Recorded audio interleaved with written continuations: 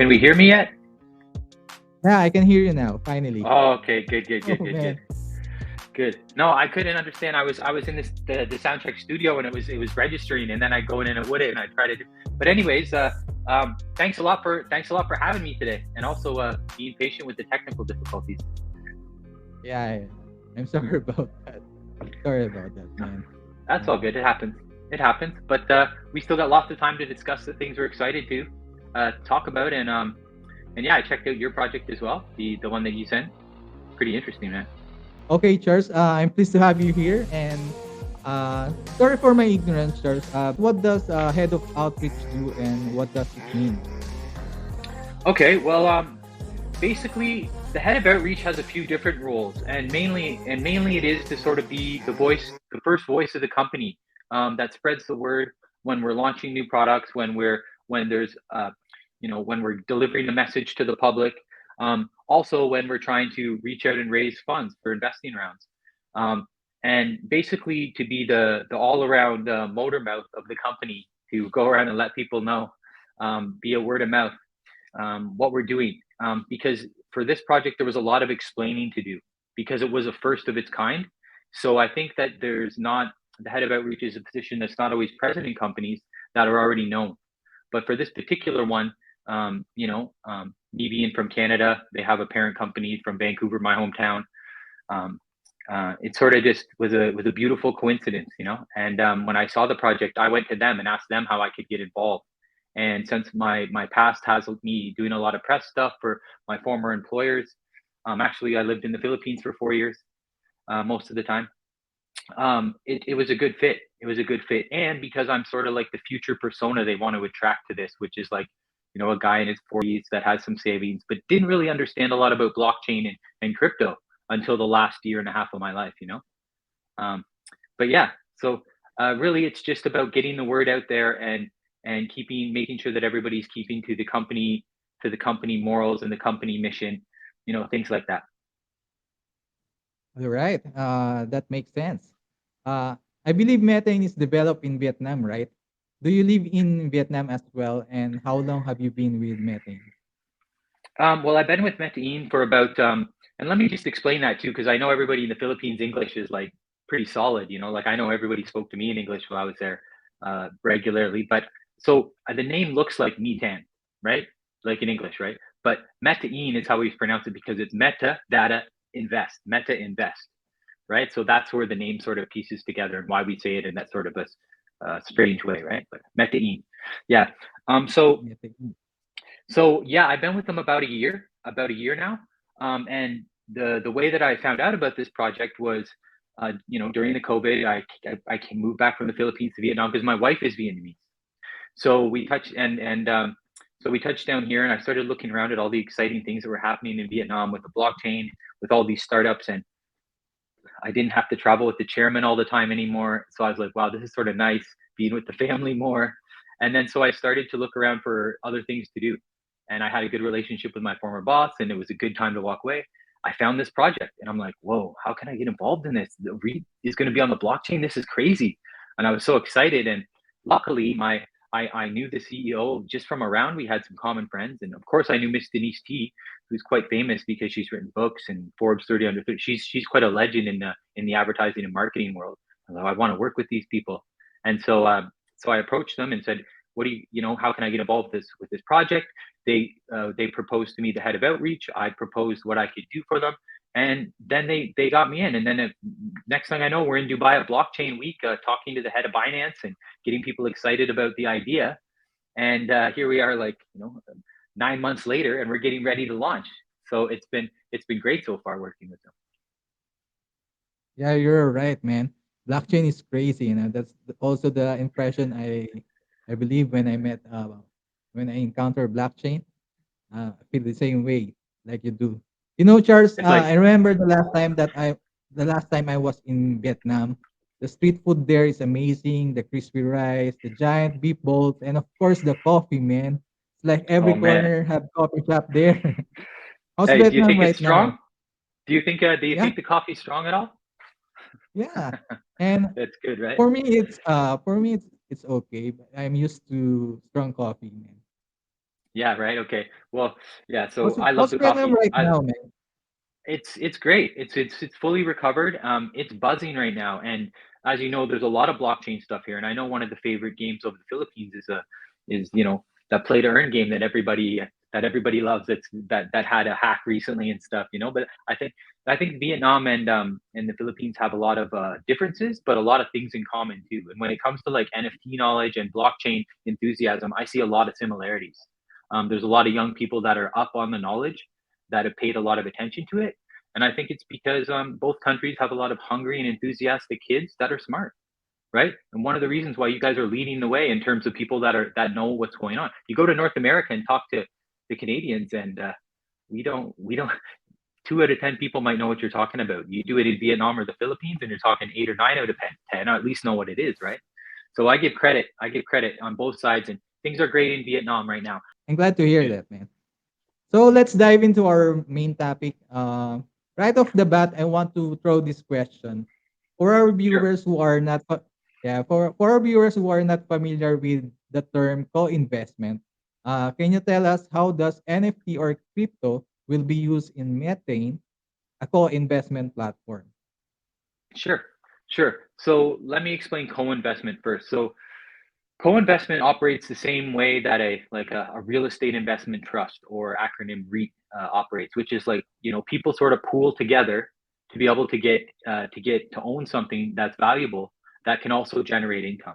So co-investment is a way of saying, I can't afford to get this place by myself, but I can with like 1,000 of my good friends, and we all put in a little bit of money, and it allows for us to pool it together and then therefore take our piece of the pie. So, I wouldn't get the entire rent, but whatever my percentage that I was able to put in, I'll be able to recover to get that yield of rent that the property produces, and I'll be able to get the the income that's produced from the asset itself increasing in value, which normally happens if you select the right properties.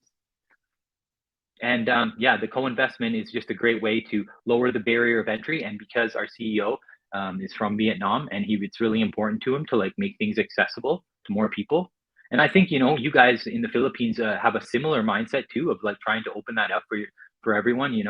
Not just the people at the top have the right to everything. And this is another thing that I really like about this project, this mentality and way of thinking. So the co-investment makes that possible. And the second So part of your question, sorry, let me finish the second part about, you asked about how crypto is involved, right? So the yes, you're crypto correct. and crypto and the blockchain and stuff, this is what allows us to be able to get investment from anywhere in the world. So you're in the Philippines right now, but if you want to invest into Vietnam, could you do it before Metain? Maybe not, at least not in a way that you could trust and know the money's ever going to come back, right? So it's Yes. we're sort of a bridge between the real world and the crypto world with our asset backed NFT, and that's what allows now for the investment even from Canada, from Philippines, from Brazil, anywhere in the world that can now invest into income producing assets in a hot real estate market. Yeah, And the investment you are offering is REITs, right? that's correct. Or And real estate investment trust. yes, thank you for saying that. I think that sometimes guys like us that know what it is, we forget that real estate investment REIT just sounds like a little bit, I don't know. It sounds a little sketchy if you don't know what it is. But when you say real estate investment trust, now that's something you want to put your arms around and hug, right? you know, Right. and really, real estate investment trusts have been one of the most secure investments in any wealthy person's portfolio in the last 20 years, and normal people haven't even been able to get in on it.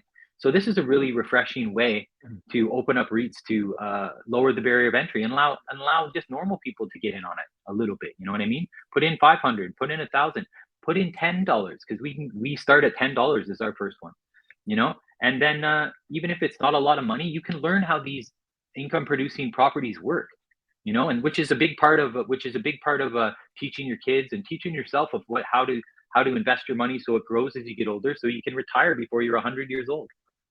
Let me break it down to our viewers who are not familiar Thank you. with REITs.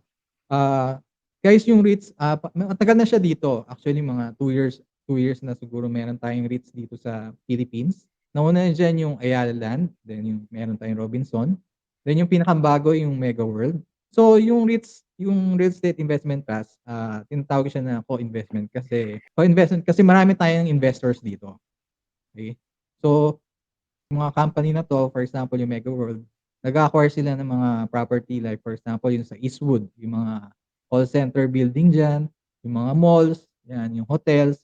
Nag-a-acquire sila ng property then kapag nag-invest tayo dun sa portfolio nila, makakuha tayo ng percentage, okey.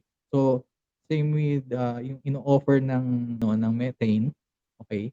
So, yun nga lang gumagamit sila ng NFT or crypto para makapag-invest tayo sa Vietnam kasi dun sila naka-base, okey. Kasi kung nandito tayo sa Philippines, kung Pilipino tayo hindi tayo makapag-invest sa Vietnam, pero I think puwede pa rin, pero maraming process, okey. So, yung blockchain, it helps for investors na makapag-ano, invest sa property sa ibang bansa, okey, ayan. So, Charles, let's say for example, someone from Philippines will invest in your NFT. How do you protect your investors and how can you provide transparency for the investors? Okay, that's a very good question, and thank you for that. And protecting our investors' interest has been the main goal of this whole project and the vision of the CEO that I fully bought into when I heard it. And it's because there's been too many people that have lost, not just in the being fooled in real estate, bad real estate deals, but in crypto recently, what's happened as well, right? So how we protect our investors' interest is we follow the REIT regulations. So we put those on ourselves. Okay. And what REIT regulations say is first off, you have to own the property first before you can tokenize it and then sell it off fragmentally, right? Our NFT, right? So first you got to buy the properties, which is why these algorithmic coins and stuff. It's like, you know, but so we own the properties first. Then once you own the properties, our we make it. Morgan and Lewis, the famous lawyers from Silicon Valley, have drawn up our agreement, our NFT agreement that makes our NFT equal to a fund certificate of the equal value, right? So, and then uh, in the case of like let's say everything goes wrong, and let's say everything goes wrong, and Metain goes bankrupt, what happens to the money? What happens to the investors? Did they lose it all? No, no, not at all. Because there's a floor. It's asset backed, which means it's pegged to the income producing property that we bought. So even in the worst case scenario, there's a third party bank, UOB, that holds the actual paperwork, and the agreements, so that if something like that happens, they get sold off, and not just for some auction price cheap. No, for what it's valued at and return to the investors. That's the worst case scenario, right? So we protect them by just being fair, just following the regulations that have already existed for some 25 years in various places in the world. We're just bringing it onto the blockchain and using smart contracts and using the NFT as a vehicle to allow investment from anywhere. So we haven't changed the business itself. We've just brought it into modern times.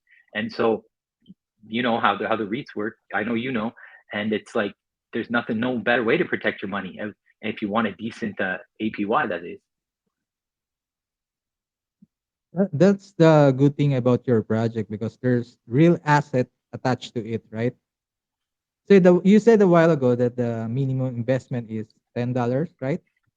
correct. And what we need to buy to invest is it's token. Is it right? Um, Well, this is the thing. This is the thing. Like, we'll have the token, and the tokens will have certain use cases. And if you hold some of the me token, you're able to invest more. But you don't. You know what I mean. So there's certain levels. So if you're a big cat and you want to put in say 50,000 into the project and you want to put more, you have to hold a certain amount of me tokens to be able to do more than that. We just wanted to Mhm. have we wanted to really give everybody a shot at this, and especially since the first fund's going to be worth 2 million, the next one four. We're trying to we want it's a co-investment, so we don't want like 50 people owning it all. We want to spread it out, especially as we demonstrate the business model in the beginning. So yeah, the me tokens we're not really focusing on so much for the first two funds. Yes, they're there, and yes, they do have use cases, and yes, they do allow you to invest in certain amounts. But what we're focusing on right away is the NFT, the actual REIT NFT, because that is what allows you to collect your yield every quarter. So every 3 months, you'll be able to collect the rent that's produced, and then each year. the properties are reassessed for value, and then let's say it's went up between 10 and 18%, and that will be added on. And then by the end of the trust, when you get out, your money will probably be looking pretty good. Are you guys also planning to add portfolio to your project in the future? Like, well, when basically what happens is when you go onto our DApp, you'll be able to select which property you want to put your money into and have a look for yourself and see how it's performing. Mhm. Actually, I can share my screen and show you a demo of the product if you like. We just have a video recording of the DApp, but Yeah, or sure. I can send it. Yeah. Okay. Let me see. How do I share? There we go. Yeah, because once you're in there, all that information is there for you. So okay, There. okay, you see it? Yeah, I see it. Okay, here we go. So just have a look here.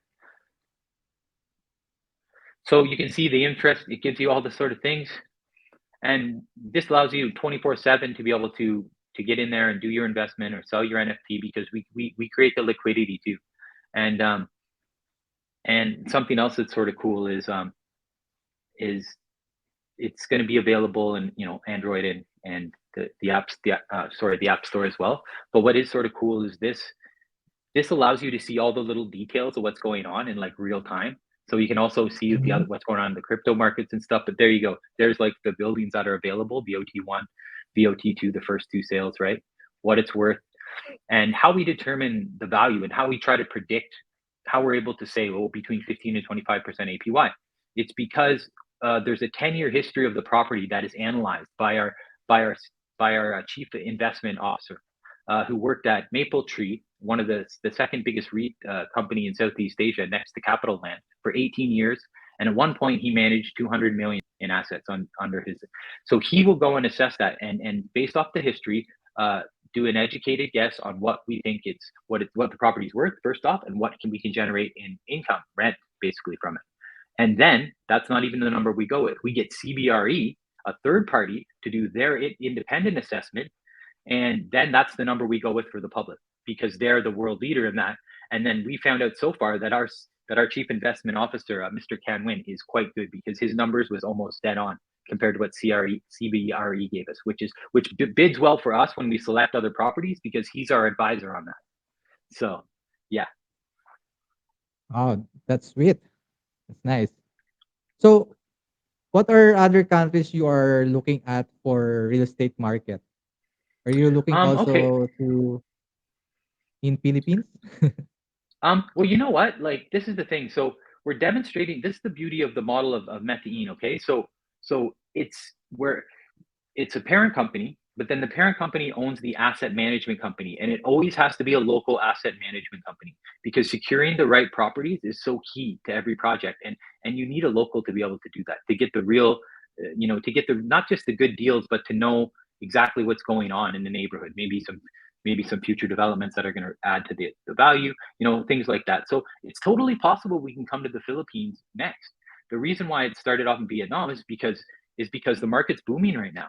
And not that, and I know the Philippines is picking up as well, but the founders are Vietnamese, so it just made sense to keep it close to home while we demo the project. But once we've demoed it, then we can scale by doing this for other people. Maybe there's another, for example, like the REIT project you shared with me. What if they wanted to tokenize that, and it's owned by who, and we could operate that for them. You know what I mean? And just have to have a local management company that we partner with. And so, yeah, I'd love to come back to the Philippines, man. Me and my family lived there for 4 years. I was on the road a lot, but still, I lived in BGC and worked in Makati, and I loved it there. So I'd like any excuse to come back. And if that was me, it meant that we had to open our second one there. That's fine with me. Yeah, that will be exciting. You said a while ago that the we can get shares for a short period of 3 months. Is that right? What I meant by that is so there's two ways that the APY is generated, right?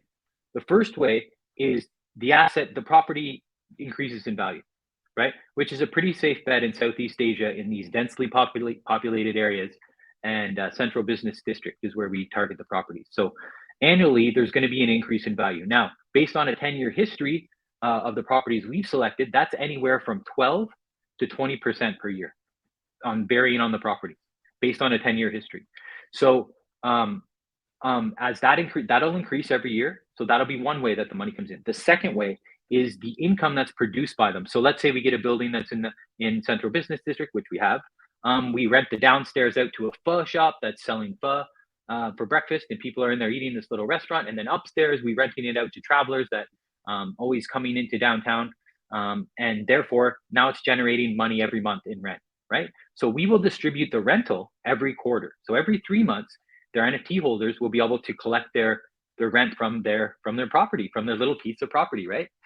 And then the long term, like the actual asset increasing in value, that is a 5-year closed trust, plus one depending on the DAO, what they vote. So in the 6 month of year 4, we'll take a vote on it and decide if we want to go for the next year. And let's say the property went up like maybe 10% only. Well, let's sell it. Let's close it. It's only 10%. Let's select some new properties. Other things are doing better. Okay.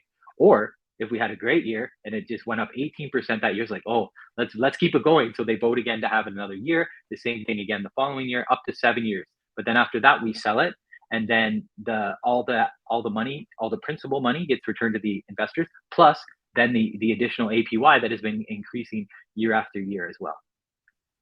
Okay, got you. I got you. I got you. So the income will come from APY and dividend, right? Yes. Besides APY and dividend, is there other benefits we can get when acquiring Metain NFT? Well, you know what? Like, I hate to say that the APY and the money is the main thing, but the truth of the matter is, and it being an asset-backed entity that's secure. We know in the long run we want to attract a new persona. People that don't necessarily know a lot about crypto and the blockchain to try it out. But right now, our first few funds, we're aiming right at crypto people because in this bear market, we are the bull. We are the bull you want to get in bed with because we're secure. We're as secure as it comes. And I know that 15 to 25% APY is not sexy in the crypto world. Everyone's looking for something bigger, something faster. But you know what? We've just seen with Terra and Luna what happens when you chase that stuff. It's risky and it's not secure. And if you have long-term plans and you want to be smart, just invest in something that's asset backed. It doesn't have to be Medellin. I'd love if it was Medellin, but if it's not, just make sure that it's asset backed. Like honestly, like don't. I hate to see people lose things like that especially when I know how hard it is to earn money, right? So Right, right, right. Charles, is it okay if you take some questions from our audience? of course, love to. Okay, I see some here. Question from Maya. Based on what I heard and read in their light paper, you will is Metain will focus on residential and commercial properties. Yes, yes, but there's one other key factor as well. We are focusing on residential and commercial. That's correct. But also it's the location, which is in central business districts. Why? Because of the dense population and the high demand for. So like the places stay rented out like 98% of the time, which will help with the income of the property, right? And because the value tends to go up in income producing assets when they're in dense populated. So yes, residential and commercial, a combo, but in central business district areas. And the second thing is not huge buildings. We're not putting it all into one office tower or something like that because these assets have to be easier for us to sell at the end of the closed fund when we sell it back, right? So if we just got one office building rather than a bunch of different income producing properties like smaller ones like res and commercial, when the fund's up, we might have trouble selling that building because there's only a short list of people that can buy an office building, right?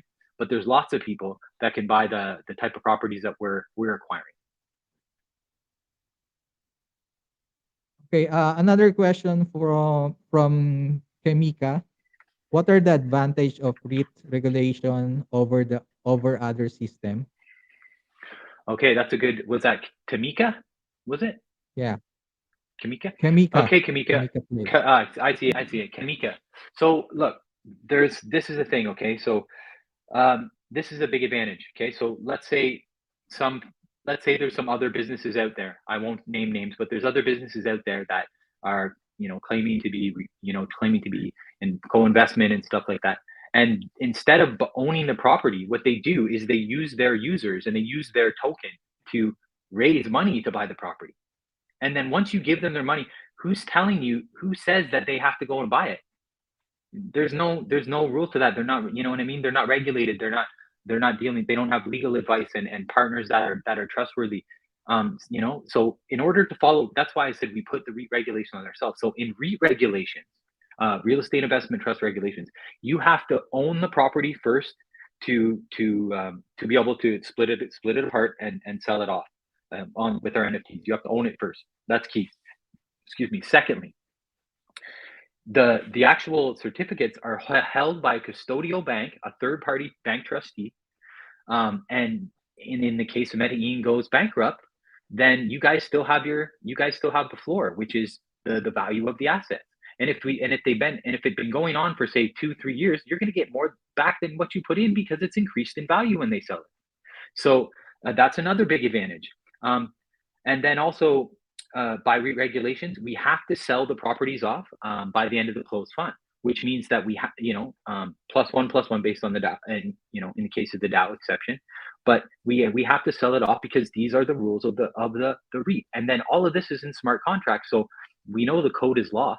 So once it's there, and we can't even stop it from happening. And actually, the DAO will take control of that, and so by following the REIT regulations, it protects investors' interest, and we make our money off of being the management company, and even though that doesn't seem like a lot, over time it is a lot. We're just not greedy. We're not these wealthy people that have been sitting on top of a mountain. We're all entrepreneurs in our own right with 10 to 12 year careers that have been somewhat successful. We have kids, we have husbands and wives, and maybe we're a little boring. So we like the REIT regulations because although it's a bit not as sexy as other things in crypto, it's reliable and it's something that you can bank on. So yeah, REIT regulations are key. So thanks for the question, Kamika. That's a very good one. Any more question, guys? Do you have question in mind? Please chat away so we can see it. May I ask you where are you exactly in the Philippines right now?